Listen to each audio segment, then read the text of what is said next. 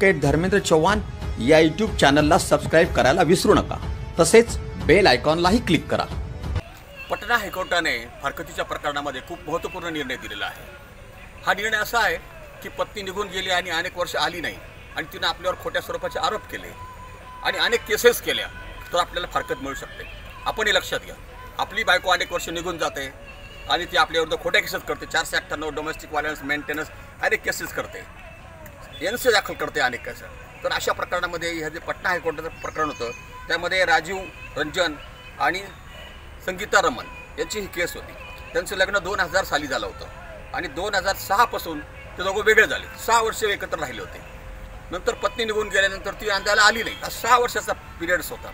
या कालावधीमध्ये भयानक गोष्ट म्हणजे असे, त्यांचा जो एक मुलगा झालेला होता त्या पत्नीने त्या मुलाच्या अंगावर रॉकेल ओतून त्याला मारून टाकलं होतं। क्रूरता होती ही, हायर लेवलची क्रूरता आहे आणि त्यांनी खालच्या न्यायालयामध्ये डायव्हर्ससाठी ॲप्लिकेशन्स केलं होतं, ते रिजेक्ट केलं। त्याला पटना हायकोर्टापर्यंत जावं लागलं। पटना हायकोर्टाचे न्यायाधीश PR वनजश्री आणि SBP सिंह यांनी हा महत्त्वपूर्ण निर्णय दिलेला आहे।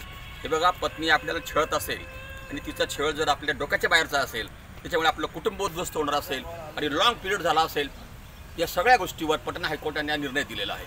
आपणही आपल्या प्रकरणामध्ये हा निर्णय वापरू शकतात आणि अशा घटना आता सर्रास घडत आहेत। पत्नी निघून गेली, 7 वर्ष येत नाही आहे, त्यांनी काय करायचं? तर अशा व्यक्तींसाठी आता लॉंग पिरियड असेल, जास्त कालावधी असेल, त्यांना डायव्हर्स मिळेल। आणि क्रूरतेचं उदाहरण की या स्पेसिफिक प्रकरणामध्ये त्या पत्नीने स्वतःच्या मुलाला जाऊन टाकलं होतं आणि सगळे पुरावे त्याच्याकडे उपलब्ध होते।